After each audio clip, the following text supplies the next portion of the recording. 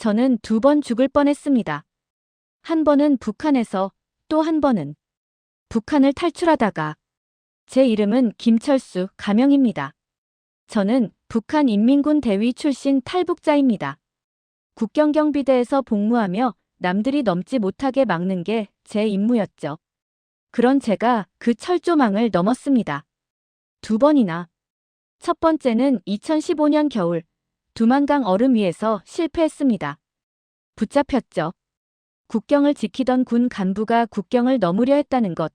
그것은 곧 총살감이었습니다. 보위부 지하 조사실에서 석 달을 보냈습니다. 매일 밤 총소리가 들렸습니다. 제 차례를 기다리며. 2번째는 2017년 봄, 이번에는 성공했습니다. 하지만 그 대가로 제 아내와 5살 딸을 북한에 남겨두고 왔습니다. 지금도 그들이 어떤 처벌을 받고 있을지 밤마다 악몽을 꿉니다. 여러분, 영상이 도움이 되셨다면 구독과 좋아요 부탁드립니다. 북한의 진실을 더 많은 분들께 알리는데 큰 힘이 됩니다. 왜 군 간부였던 제가 목숨을 걸고 탈출했을까요? 왜 한 번 실패하고도 다시 시도했을까요? 오늘 그 이야기를 처음부터 끝까지 들려드리겠습니다. 북한 체제의 가장 깊은 내부에 있던 사람이 본 진실을, 그리고 그 진실이 어떻게 한 사람의 인생을 완전히 바꿔놓았는지를. 이 이야기는 제가 살아남은 증거이자 아직 그곳에 남아있는 수많은 사람들을 위한 증언입니다. 제 이야기는 1993년 함경북도 청진에서 시작됩니다. 아버지는 당 간부였고 어머니는 교원이었습니다. 소위 말하는 핵심 계층 가정이었죠. 저는 어릴 때부터 수령님께 충성하라는 교육을 받으며 자랐습니다. 의심 같은 건 해본 적도 없었습니다. 그게 당연한 줄 알았으니까요. 군사학교에 입학한 건 19살 때였습니다. 평양에 있는 김일성 군사종합대학, 북한 최고의 엘리트 군사학교였죠. 그곳에서 저는 모범 학생이었습니다. 사상시험은 항상 만점, 사격과 전술훈련에서도 우수했습니다. 2000년대 초 25살의 소위로 임관했을 때 저는 제 인생이 완벽하다고 믿었습니다. 결혼도 했습니다. 아내 은혜는 같은 간부 집안 출신이었습니다. 2010년 딸 지은이가 태어났을 때 저는 이미 대위로 진급해 있었습니다. 함경북도 국경경비대 중대장이었죠. 국경경비대, 그곳은 북한 체제를 지키는 최전선이었습니다. 우리의 임무는 명확했습니다. 월경자를 막는 것. 그들은 조국을 배신한 반역자라고 배웠습니다. 저는 그 말을 의심하지 않았습니다. 하지만 국경에 배치되고 나서 이상한 일들이 눈에 들어오기 시작했습니다. 밤마다 강을 건너려는 사람들이 있었습니다. 대부분 여자들이었고 아이들도 있었습니다. 그들은 배신자라기보다는 굶주린 사람들처럼 보였습니다. 앙상한 몸, 누더기 옷, 절망적인 눈빛. 한 번은 순찰 중에 10살쯤 되어 보이는 아이가 철조망에 걸려 죽어있는 걸 발견했습니다. 겨울이었고 아이는 얼어붙어 있었습니다. 주머니를 뒤져보니 조그만 옥수수 두어 알이 나왔습니다. 아마 중국에서 먹을 걸 구하려 했던 것 같았습니다. 그날 밤 저는 처음으로 이상한 감정을 느꼈습니다. 이게 정말 맞는 걸까? 하지만 곧 그 생각을 지웠습니다. 저는 군인이었고 명령에 따를 의무가 있었습니다. 의문을 품는다는 것 자체가 위험했으니까요. 보위부는 어디에나 있었고 동료조차 믿을 수 없었습니다. 저는 계속 충성스러운 군 간부 역할을 했습니다. 그래야만 제 가족이 안전할 수 있었으니까요. 하지만 마음 한구석에 뭔가가 균열을 일으키기 시작했습니다. 변화는 2012년 여름 국경 막루에서 시작되었습니다. 새벽 2시 교대 근무였습니다. 망원경으로 강 건너편을 바라보는 게 일상이었죠. 그런데 그날 제가 본 것은 충격 그 자체였습니다. 중국 쪽 마을은 빛으로 가득했습니다. 한밤중인데도 가로등이 환하게 켜져 있었고 집집마다 불이 들어와 있었습니다. 차들이 오가고 사람들이 밤늦게까지 거리를 활보했습니다. 심지어 거대한 전광판에서 형형색색의 광고가 흘러나왔습니다. 우리 쪽은 어땠을까요? 칠흑 같은 어둠이었습니다. 가끔 보이는 불빛이라곤 군부대 초소의 희미한 전등 정도였습니다. 멀리 보이는 마을들은 완전히 암흑이었습니다. 전기가 없었으니까요. 같은 시각, 같은 하늘 아래, 강 하나를 사이에 두고 이렇게 다른 세상이 펼쳐져 있었습니다. 우리가 더 잘 산다고 배웠는데, 그날 이후 저는 중국 쪽을 자주 관찰하기 시작했습니다. 물론 아무에게도 말하지 않았습니다. 하지만 볼수록 의문이 커졌습니다. 중국 사람들은 풍족해 보였습니다. 뚱뚱한 사람들도 많았습니다. 북한에서 뚱뚱한 사람을 본 건 당 간부들 뿐이었습니다. 결정타는 한 달 뒤에 왔습니다. 순찰중 압록 강변에서 밀수꾼을 체포했습니다. 그의 배낭에서 나온 것은 남한 드라마가 담긴 USB였습니다. 원래라면 즉시 보위부에 넘겨야 했습니다. 하지만 저는 호기심을 이기지 못했습니다. 그날 밤 중대 사무실에서 홀로 그 영상을 봤습니다. 작은 노트북 화면에서 펼쳐진 세상은 제가 알던 세상과 완전히 달랐습니다. 드라마 속 남한 사람들은 풍족했습니다. 냉장고에는 음식이 넘쳤고 모든 집에 TV와 컴퓨터가 있었습니다. 길거리는 화려한 네온 사인으로 가득했고 사람들은 자유롭게 웃고 떠들었습니다. 정부를 비판하는 장면도 나왔습니다. 그런데 아무도 잡혀가지 않았습니다. 이게 진짜일까? 아니면 선전용 거짓 영상일까? 하지만 중국에서 본 것과 너무나 비슷했습니다. 그제야 깨달았습니다. 거짓말을 들은 건 우리였다는 것을. 그날 밤 저는 USB를 파괴하고 보고서를 작성했습니다. 반동 영상물 발견, 즉시 소각 처리함. 하지만 이미 제 머릿속에는 모든 게 저장되어 있었습니다. 잠을 이룰 수 없었습니다. 집에 돌아가 아내와 어린 딸을 보면서 생각했습니다. 이 아이가 앞으로 어떤 삶을 살게 될까? 굶주림과 거짓말 속에서. 그때부터였습니다. 탈출을 생각하기 시작한 것은 2015년 초 저는 결심했습니다. 탈출하기로. 하지만 쉬운 결정이 아니었습니다. 저는 국경경비대 중대장이었습니다. 제가 사라지면 엄청난 수색 작전이 벌어질 게 분명했습니다. 그리고 제 가족은 연좌제로 인해 정치 범수용소로 끌려갈 것입니다. 아내에게 말할까 고민했습니다. 하지만 말할 수 없었습니다. 아내는 여전히 체제를 믿고 있었고 무엇보다 아이가 있었습니다. 5살 지은이를 데리고 국경을 넘는다는 건 불가능했습니다. 그래서 계획을 세웠습니다. 제가 먼저 탈출해서 한국에 정착한 뒤 브로커를 통해 가족을 데려오겠다고.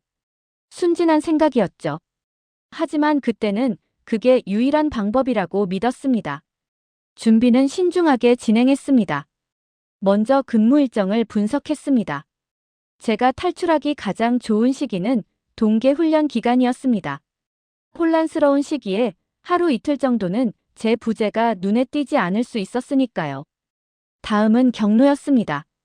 역설적이게도 국경을 가장 잘 아는 사람이 바로 저였습니다. 순찰 경로, 경비 교대 시간, 감시 카메라 위치, 지뢰밭 구역. 모든 걸 알고 있었습니다. 가장 취약한 지점은 두만강 상류였습니다. 겨울이면 강이 완전히 얼어붙어서 걸어서 건널 수 있었죠. 경비 병력도 상대적으로 적었습니다. 돈도 모았습니다. 뇌물과 밀무역으로 벌어둔 중국 돈 5천 위안.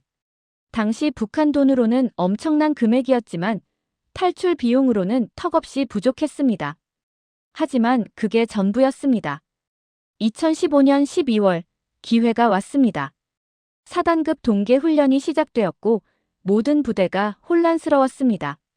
저는 훈련 참관을 핑계로 이틀간의 외출 허가를 받았습니다. 실제로는 탈출 시간을 확보하기 위한 것이었죠. 마지막 밤 집에서 자는 아내와 딸을 바라봤습니다. 지은이는 곤히 자고 있었습니다. 작은 손으로 인형을 꼭 안고서 아내는 제 옆에서 평온하게 숨을 쉬고 있었습니다. 미안해. 이해해줘. 이게 우리 모두를 위한 길이야. 마음속으로 작별 인사를 했습니다. 말로 할 수는 없었으니까요. 새벽 4시, 저는 군복을 입고 집을 나섰습니다. 평소와 다를 것 없는 모습이었습니다. 하지만 배낭 안에는 민간인 옷과 중국 돈, 그리고 나침반이 들어있었습니다. 국경까지는 30km. 걸어서 6시간이었습니다.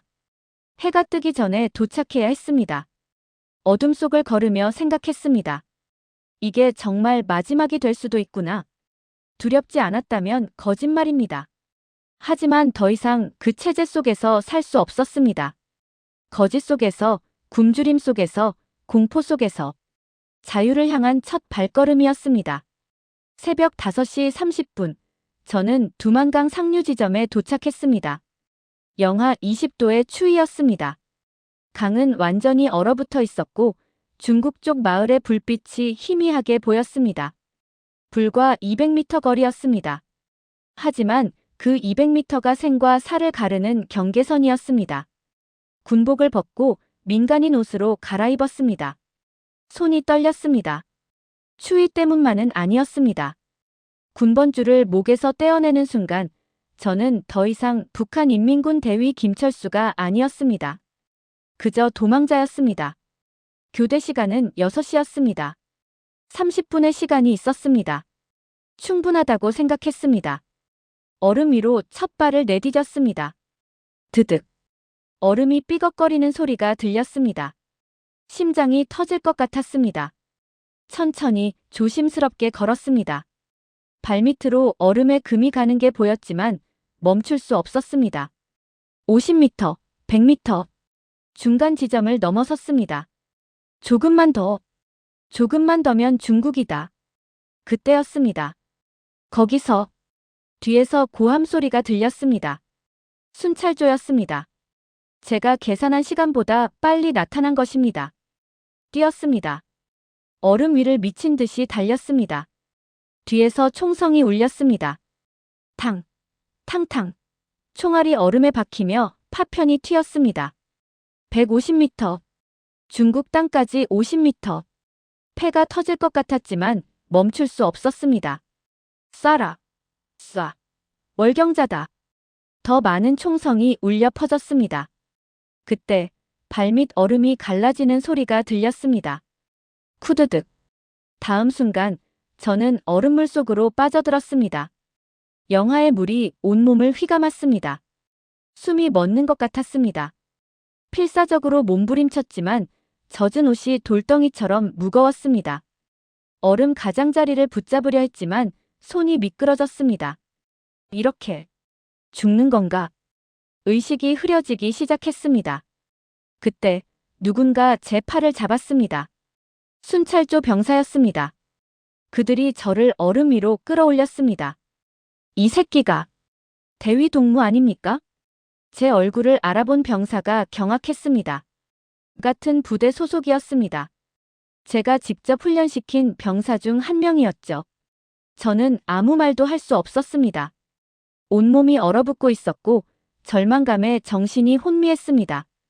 그들은 즉시 무전을 쳤습니다. 중대장 동무를 발견했습니다. 월경 시도 중이었습니다. 무전기 너머로 들리는 상부의 목소리는 차가웠습니다. 즉시 연행하라. 보위부에 인계한다. 수갑이 채워졌습니다.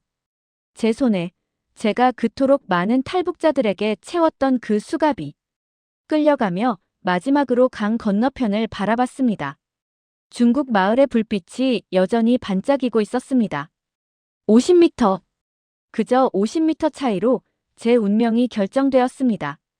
트럭에 실려가면서 한 가지만 생각했습니다. 은혜와 지은이는 어떻게 되는 거지? 보위부 지하 조사실. 그곳은 지옥이었습니다. 차가운 콘크리트 바닥, 벽에는 핏자국, 천장에 희미한 전구 하나. 그리고 끊임없는 고함과 신문. 대위 김철수, 내가 조국을 배신하려 했다는 게 사실이냐? 조사관은 차가운 눈으로 저를 내려다봤습니다. 사흘째 잠을 재우지 않았습니다. 무릎 꿇은 자세로 10시간씩 버텨야 했습니다. 쓰러지면 몽둥이가 날아왔습니다. 죄송합니다. 일시적인 정신착란이었습니다. 변명은 통하지 않았습니다. 정신착란. 군 간부가 계획적으로 민간인 옷을 준비하고 중국 돈을 챙겨서 이건 명백한 조국 배신이다. 매일 같은 질문이 반복되었습니다. 누가 사주했냐? 남조선 간첩과 접촉했냐? 동조자가 더 있냐? 없다고 해도 믿지 않았습니다. 고문이 이어졌습니다. 밤마다 옆방에서 총소리가 들렸습니다. 그리고 시신을 끌고 가는 소리. 내일은 제 차례일까봐 잠을 이룰 수 없었습니다. 일주일째 되던 날 아내가 면회를 왔습니다. 유리창 너머로 본 은혜는 완전히 망가져 있었습니다. 눈이 퉁퉁 부어 있었고 머리는 헝클어져 있었습니다. 지은이는 보이지 않았습니다. 지은이는 어디 있어? 시댁에 맡겼어요. 저는 매일 보위부에 불려가서 조사받고 있어요. 당신 때문에. 아내의 목소리는 떨리고 있었습니다. 분노와 슬픔이 섞여 있었습니다. 미안해. 정말 미안해. 왜 그랬어요? 우리가 뭐가 부족했어요? 당신은 대위였고 우리는 잘 살고 있었잖아요. 할 말이 없었습니다. 어떻게 설명할 수 있겠습니까? 중국 불빛을 보며 느낀 배신감을, 남한 드라마를 보며 깨달은 진실을. 그녀는 아직도 체제를 믿고 있었으니까요. 지은이만은 지켜줘. 제발. 그게 제가 할 수 있는 마지막 부탁이었습니다. 기적은 한 달 뒤에 일어났습니다. 아버지가 움직였습니다. 오랜 당 간부 인맥과 모든 재산을 동원해서 뇌물을 썼습니다. 중국 돈 3만 위안, 금 500g. 당시로서는 천문학적인 금액이었습니다. 그리고 제 신분이 도움이 되었습니다. 군 간부 출신, 핵심 계층 가문. 완전히 제거하기에는 애매한 위치였던 것입니다. 게다가 탈출은 시도에 그쳤고 실제로 국경을 넘지는 못했습니다. 최종 판결은 중노동 3년 강등 및 군 제대였습니다. 총살은 면했습니다. 하지만 제 인생은 끝났습니다. 군에서 쫓겨나고 당원 자격도 박탈되었습니다. 탄광에서 3년을 보내야 했습니다. 하지만 살아있었습니다. 탄광 노동은 지옥이었지만 그 3년 동안 저는 단 한 가지만 생각했습니다. 다시 기회가 온다면 그때는 반드시 성공한다. 첫 번째 실패가 저를 죽이지 못했다면 두 번째는 성공할 것이라고. 가족을 두고 간 죄책감, 얼음물에 빠졌던 공포, 보위부 조사실의 악몽. 그 모든 것이 저를 더 강하게 만들었습니다. 2017년 초 출소했을 때 저는 40이 되어 있었습니다. 늙고 야위고 상처투성이었습니다. 하지만 포기하지 않았습니다. 2017년 5월 저는 다시 두만강 앞에 섰습니다. 이번에는 달랐습니다. 더 신중했고 더 준비되어 있었습니다. 무엇보다 이제는 잃을 게 없었습니다. 출소 후 제 삶은 최하층이었습니다. 전과자 낙인이 찍혀 어떤 일도 할 수 없었습니다. 배급도 끊겼습니다. 아내는 이미 저와 이혼했고 딸은 제 존재조차 모르게 자라고 있었습니다. 연좌제로 인해 가족들도 저를 멀리했습니다. 이제 정말 끝이다. 여기 남아있으면 굶어 죽을 뿐이다. 두 번째 탈출을 준비했습니다. 이번에는 더 멀리, 더 외진 곳을 선택했습니다. 양강도 백암 지역, 국경 경비가 상대적으로 느슨한 곳이었습니다. 그곳까지 가는 데만 2주일이 걸렸습니다.